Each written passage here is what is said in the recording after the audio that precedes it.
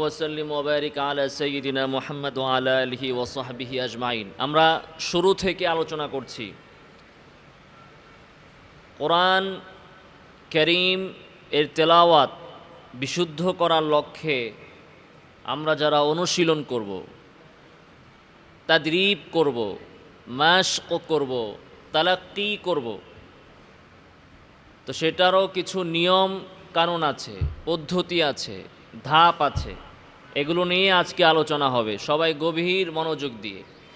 প্রতিটা মুসলমানের তামান্না, কামনা, বাসনা, ইচ্ছা, আকাঙ্ক্ষা যে তার তেলাওয়াত যেন বিশুদ্ধ হয়, আল্লাহর কালামটাকে যেন সুন্দর করে মাধুর্যতার সাথে, তাদাব্বুরের সাথে তেলাওয়াত করতে পারে, সেই যোগ্যতা যেন প্রতিটা মুসলমানের অর্জিত হয়, এটা প্রত্যেকের চাওয়া এবং এটা ইসলামেরও একটা নির্দেশনা, সরাসরি আল্লাহর আদেশ, ওয়ারাত্তিলিল কোরআনা তারতিলা, যে তারতিলের সাথে তিলাওয়াত করতে হবে। তারতিল মানে হচ্ছে কোরআনটাকে ধীরে ধীরে মাখারিজুল হরুফ, সিফাতুল হরুফ সহকারে চিন্তা ফিকিরের সাথে, তাদাব্বুরের সাথে, যেখানে আল্লাহ তাআলা কি বলছেন এই সব কিছু নিয়ে তেলাওয়াত করার নাম হচ্ছে তারতিল। তো বিশুদ্ধ তেলাওয়াত যদি আমরা অর্জন করতে চাই, তাহলে আমাদেরকে কয়েকটি ধাপের ভেতর দিয়ে যেতে হবে। প্রথমেই যদি আপনি ক্লাস 10-এ ভর্তি হয়ে যান, ক্লাস 1-2 না পড়ে, তাহলে কি আপনি পড়তে পারবেন? যে ক্লাস 1-2-3 পড়ার খবর নেই, সরাসরি ক্লাস 10-এ কেউ ভর্তি হলো, পড়তে পারবে না। অথবা কারো কায়দা পড়ার খবর নাই, সরাসরি যেয়ে যদি কোরআন শরীফ পড়া শুরু করে, পড়তে পারবে না। তো অনুশীলনেরও কিছু ধাপ আছে। যারা এই লাইনে মেহনত করেছেন, কাজ করেছেন, কিতাবাদি লিখেছেন, তারা তাদের অভিজ্ঞতার আলোকে এগুলো বলেছেন। আমরা এগুলো আলোচনা করতেছি। অনুশীলনের প্রথম ধাপ হচ্ছে হরফের তাদরিব, আত-তাদরিব আলাল হুরুফ। প্রথমে আপনাকে হরফের অনুশীলন করতে হবে, মাশক করতে হবে, প্র্যাকটিস করতে হবে, চর্চা করতে হবে। ইবনুল জাজারি রাহিমাহুল্লাহ, ওনার নাম হয়তোবা আপনারা শুনেছেন, অনেক অবদান ওনার রয়েছে কেরাত এবং তাজবিদ শাস্ত্রে। তো ইবনুল জাজারি রাহিমাহুল্লাহ, তার অনেকগুলো কিতাব আছে এই কেরাত এবং তাজবিদের উপর। তার ভেতরে একটা কিতাবের নাম হচ্ছে আন-নাশর।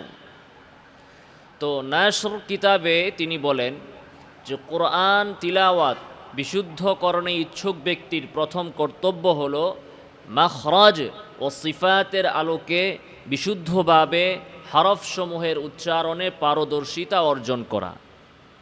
বুঝে আসছে কথা? কি বললেন? মাখরাজ এবং সিফাতের আলোকে বিশুদ্ধভাবে হরফসমূহের উচ্চারণে পারদর্শিতা অর্জন করা। এটা হচ্ছে যে ব্যক্তি কোরআন তেলাওয়াত বিশুদ্ধ করতে চায় তার প্রথম কর্তব্য, প্রথম কাজ কি? হরফ ঠিক করতে হবে, হরফের উচ্চারণ ঠিক করতে হবে। কিসের আলোকে? মাখারিজুল হরুফ এবং সিফাতুল হরুফের আলোকে। এ লক্ষ্যে জিহ্বা ও মুখের অত্যাধিক অনুশীলন করতে হবে। কোন লক্ষ্যে?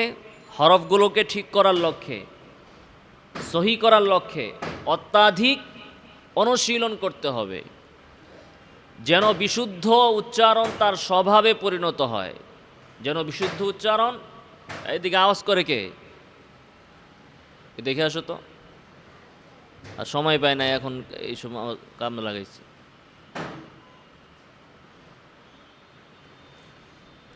যেন বিশুদ্ধ উচ্চারণ তার স্বভাবে পরিণত হয়। কথাগুলো খেয়াল করেন যে অত্যাধিক অনুশীলন করতে হবে। কিসের? জিহ্বা ও মুখের।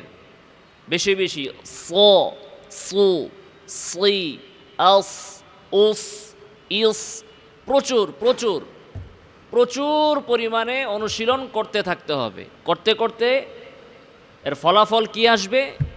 যে বিশুদ্ধ উচ্চারণ আপনার স্বভাবে পরিণত হয়ে যাবে। এটা আপনার স্বভাব। মানুষের একটা স্বভাব থাকে না, মানুষ যখন কোনো কাজ তার স্বভাব অনুযায়ী করে তাহলে ওই কাজটা করতে তার কষ্ট হয় না, কষ্ট করতে হয় না। তো বিশুদ্ধ উচ্চারণ তার স্বভাবে পরিণত হয়ে যাবে কখন? যখন জিহ্বা এবং মুখের অত্যাধিক অনুশীলন করা হবে। তাহলে এটা হচ্ছে প্রথম ধাপ। বলেন প্রথম ধাপ কি? আত-তাদরিব আলাল হুরুফ, হরফ সমূহের অনুশীলন। এখন হরফ অনুশীলনের ধাপ, আমরা হরফ অনুশীলন যে করব, কিভাবে করব, এক্ষেত্রে কয়েকটা বিষয় বলা হয়েছে। প্রথমে হরফে হিজার নামগুলো সহিভাবে শিখতে হবে। একটা হচ্ছে হরফের নাম আর একটা হচ্ছে হরফের উচ্চারণ। যেমন সদ, এটা হচ্ছে হরফের নাম, এটা কি হরফের নাম। বদ, এটা হরফের নাম। এই এদিকে তাকান, সোজা হয়ে বসেন। দেখেন এই হরফের নামটা আমরা যে উচ্চারণ করলাম, শেষে আছে দাল সাকিন, কলকলা আছে, মাঝখানে একটা আলিফ আছে, মাদ আছে, মাদ লাজিম, হারফি, মুখাফফাফ, এই সবগুলো সহ হরফের নামটা সঠিকভাবে শিখতে হবে। বুঝে আসছে কথা? এটা হরফের উচ্চারণ না। হরফের উচ্চারণ কোনটা? উচ্চারণ হচ্ছে হারকাত দিয়ে, সুকুন দিয়ে, সাদ্দা দিয়ে, স, আস, আস, এগুলো হচ্ছে হরফের উচ্চারণ। তো উচ্চারণ শেখার আগে প্রথমে হরফের নামটা ভালো করে শিখতে হবে।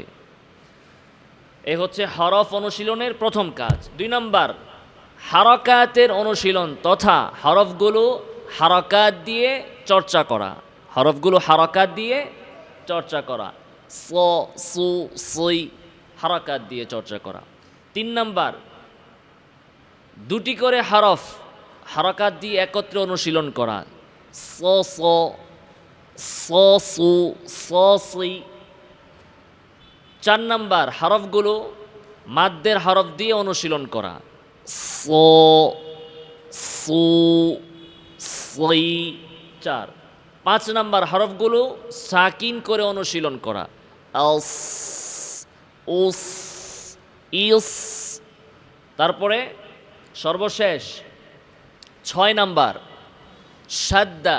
সাদ্দা মানে তাসদিদ, তাসদিদ দিয়ে হরফের অনুশীলন করা, আস, আস, সু, আস, সি, এভাবে। তাহলে হরফের অনুশীলনের কয়েকটা ধাপ বলা হলো। প্রথমে হরফের নাম, এরপরে হারকাত দিয়ে, এরপরে মাদ্দের হরফ দিয়ে, এরপরে সুকুন দিয়ে, এরপরে তাসদিদ দিয়ে। এভাবে হরফটা অনুশীলন করলে হরফটা ঠিক হবে না? হবে না? তাহলে এক চান্সে ঠিক হয়ে যাবে না, প্রচুর মেহনত করতে হবে, কষ্ট করতে হবে, অনুশীলন করতে হবে। এই হচ্ছে মাশক বা তেলাওয়াত সহি করার প্রথম কাজ, হরফের অনুশীলন। অনুশীলনের দ্বিতীয় ধাপ, হরফগুলো যখন আপনার একটা পর্যায়ে আসবে, মোটামুটি ঠিক হবে, তখন 2 নম্বর পর্যায়ে শব্দের অনুশীলন, আত-তাদরিব আলাল কালিমাতিল কুরআনিয়া। কোরআনের বিভিন্ন শব্দ দিয়ে ওই হরফের অনুশীলন করতে হবে। ইবনুল জাজারি রাহিমাহুল্লাহ বলেন, হরফসমূহের উচ্চারণ শুদ্ধ হয়ে যাওয়ার পর শব্দের অনুশীলন করবে, কেননা অনেক মানুষ একক হরফগুলো শুদ্ধ উচ্চারণ করতে পারলেও এই হরফগুলো যুক্ত হয়ে আসলে সঠিক উচ্চারণ করতে পারে না। অনেক মানুষ দেখা গেছে স উচ্চারণ করে সুন্দর করে, কিন্তু যখন এটা শব্দের ভেতরে যুক্ত হয়ে আসে আস-সাবিরিন, তখন উচ্চারণটা আর তার সুন্দর হয় না। ওয়ালামান সাবার, তো আলাদাভাবে হরফ তার সুন্দর হচ্ছে, কিন্তু যখন এটা মুরাক্কাব হয়ে যুক্ত হয়ে শব্দের ভেতরে আসলো, তখন অনেক সময় অনেকের উচ্চারণ সুন্দর হয় না। এজন্য শুধু হরফের উচ্চারণ কি যথেষ্ট, না শব্দের অনুশীলনও করতে হবে? শব্দের অনুশীলনও করতে হবে। কথা বুঝে আসছে? অনুশীলনের তৃতীয় ধাপ হচ্ছে তিলাওয়াতের তালাক্কি। যখন আপনার হরফ ঠিক হলো, শব্দ ঠিক হলো, এবার আপনি তিলাওয়াতের তালাক্কি অর্থাৎ তিলাওয়াতের অনুশীলন করতে হবে। কিভাবে? তিলাওয়াত শ্রবণ করতে হবে।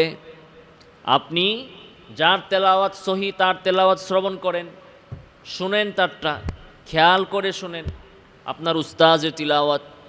এরপরে আপনি অনলাইনে বর্তমানে পাবেন অনেক কোরআদের তিলাওয়াত, যাদের তিলাওয়াত বিশুদ্ধ। এমন কোরআদের কয়েকজন মোহাম্মদ সিদ্দিক আল মিনশাওয়ি, ওনার তেলাওয়াত শ্রবণ করতে পারেন। এরপর মাহমুদ খলিল আল হুসারি, ওনার তেলাওয়াত শ্রবণ করতে পারেন। এরপর আপনার আছে আব্দুল বাসিত আব্দুল সমাদ, দেখবেন যে ওনার একটা তেলাওয়াত আছে মুজাওয়াদ, মানে খুব ধীরে ধীরে পূর্ণ 30 পারা, শুরু থেকে নিয়ে শেষ পর্যন্ত শুনবেন, খেয়াল করে করে শুনবেন কোন হরফটা তিনি কিভাবে উচ্চারণ করছেন, সাকিনগুলো কিভাবে, সাদ্দাগুলো কিভাবে, মাদগুলো কিভাবে উচ্চারণ করছেন, তাদের তিলাওয়াত শুনবেন। তো চলুন তাহলে আমাদের প্রথম কাজ হচ্ছে হরফের অনুশীলন। হরফের অনুশীলনের ভিতরে প্রথম কাজ হরফের নামগুলো আমরা পড়ব।